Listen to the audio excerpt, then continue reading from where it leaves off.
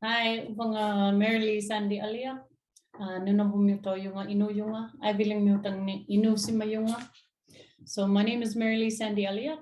I am from the Ivy Mute tribe here in Nunavut. There are 52 known tribes to date.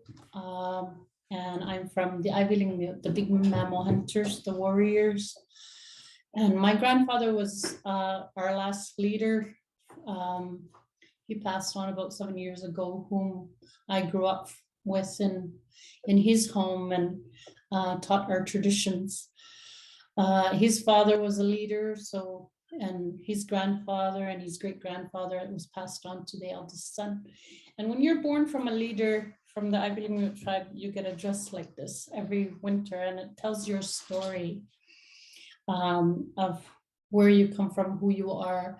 And if you were born from a leader or married to a leader, you did not get tattoos, but your story was told on your clothes. And that's what I am using here is my amauti, my tuili kuluba. So we have, Qulliq is an Inuit oil lamp that gives off light and warmth to the earth. Where our land has no mercy, the coldest places of this continent. And a little thing like this was our life source, gave us hope. And so the lamp is usually made out of stone, shaped in a half-shaped moon, with a vessel to hold the oil for burning.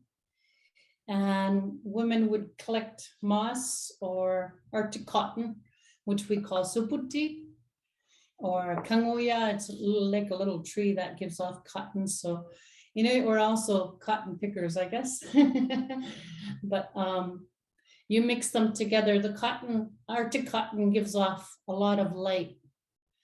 Where we had 24-hour darkness up here, and the kanguya, the little tree that gives off cotton, gives off a lot of heat. So you mix the two together, you got bright light and heat. And we use them as a wick when we lay them along the groove to soak up the oil and bring it up. And it's like a wick and burns. So we put it all along the groove. And when you lit your Qulliq last, you'd save the wick, because burnt wick or burnt wood lights up a lot faster than new kind. So you put that along the groove, connecting it with the Arctic cotton. I'm just gonna, my fingers are sticking. So you put it along the groove, and women took care of the Qulliq as they were life givers, respected as life givers to the earth that bore children. So many young girls would learn how to mend and take care of a Qulliq.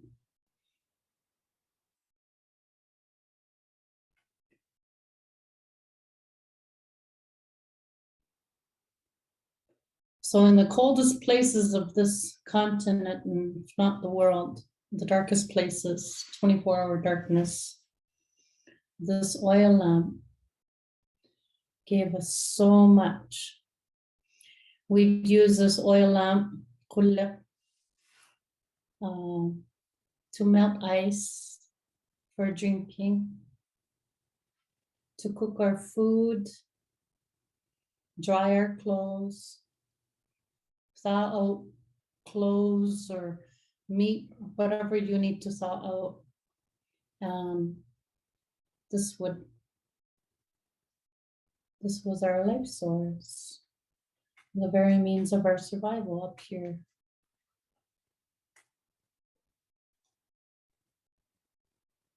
So this is very important to our culture, the Qulliq. It gave us life, it gave us light in the darkest places. And my grandmother used to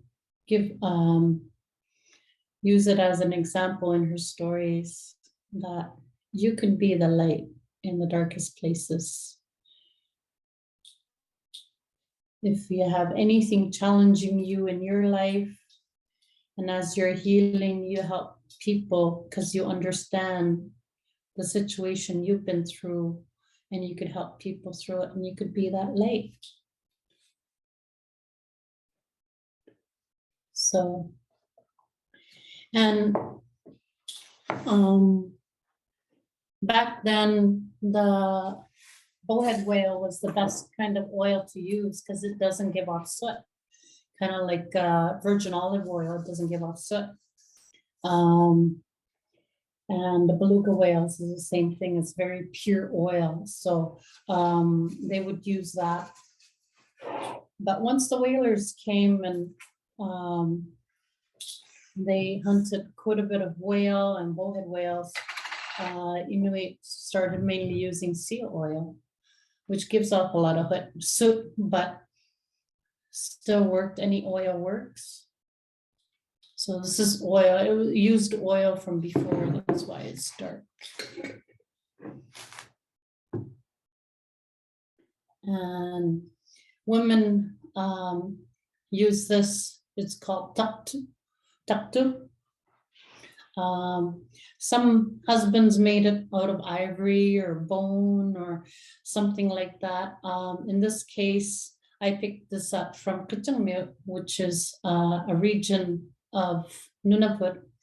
And then I got this rock from Qulliq region, and the Subuti and Kangoya, the wick from Baffin's, to have all three regions to do my Qulliq lighting. As a leader, you're inclusive. You make sure everybody's included. You don't leave anybody out when you're presenting them or helping them. Make sure everybody survives. And I believe the Inuit culture or the Native Indigenous peoples of Canada really made the culture of Canada where you take care of everybody to survive together. And you're welcoming. We share our land. We just ask that you don't possess it, but to respect it. It gives us fresh water, healthy animals, wild animals, trees, things that grow on our land. If you respect the land, that's all we ask you to do is respect our land, not possess it, share it. It's our, and I believe our culture made the Canadian culture that way. So my grandfather used to use a block of wood with dried moss on top and a stick, and then he'd make the stick rotate until it made it go on fire. And my grandmother used Qulliq, which is a rock that's that you could find along the shores, and it's like a flint, I guess. But nowadays we use a lighter. And the Qulliq lights up pretty quick. It's and it gives off quite a bit of heat actually. And each igloo or tent or qammaq would have more than one Qulliq going to have light on in the corners or on each side, one for cooking and making hot water, the other for drying clothes, or just light for sewing or light in the home.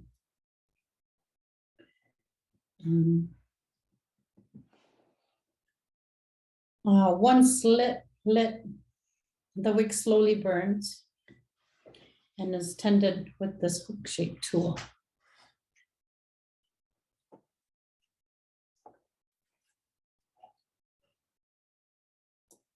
The women tend to the Qulliq to honor them, that the fact the women are life carriers, as I told you.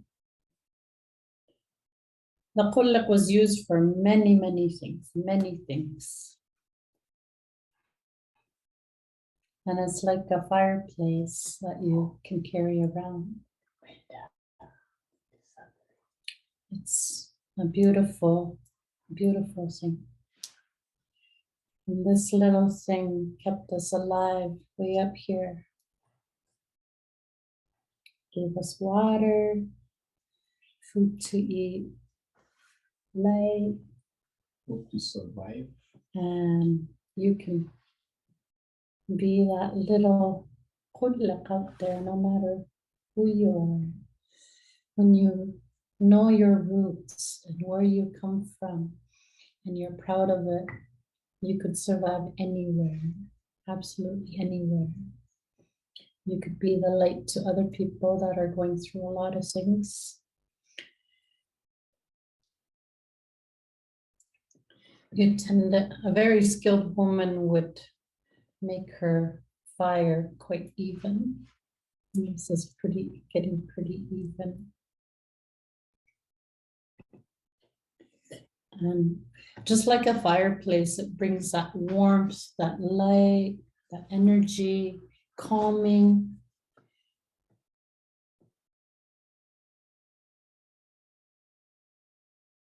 It brings healing. You could sit at a campfire and just get the fire forever and just calm you right down, just like Qulliq. It's all even now.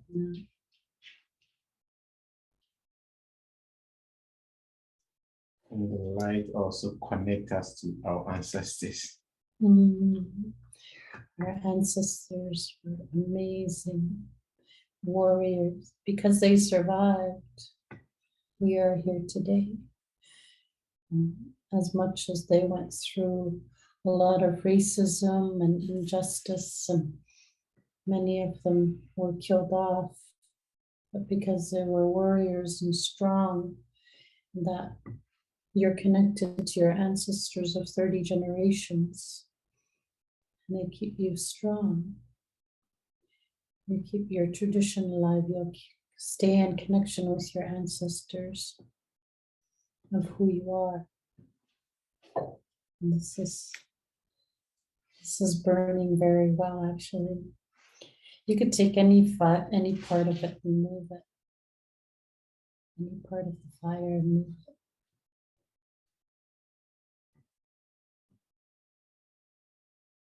You don't need to burn with everybody. You could burn where it's dark. Shining you, be that shining light.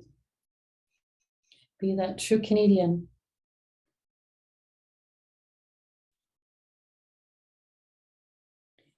I am a very proud Inuk, born from very resilient people, warriors of the Arctic.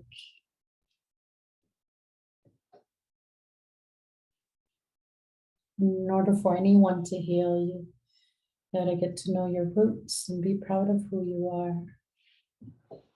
And this is our Qulliq. Amazing. Amazing. Just beautiful. Good. You see the fire move to the other side.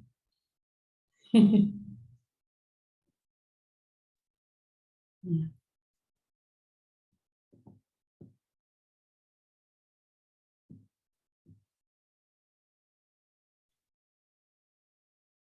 No matter what, my father would always say, no matter what you're going through, we could survive in the darkest, coldest places in our lives.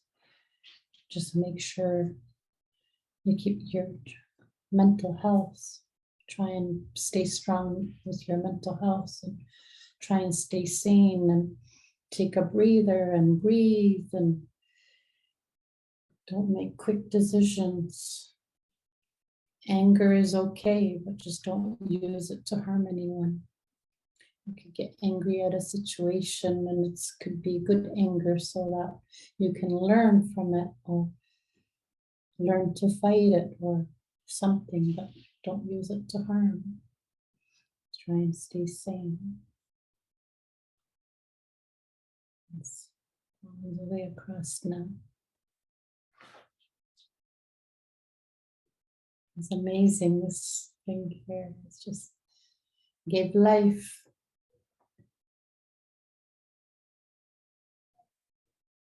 Thank you.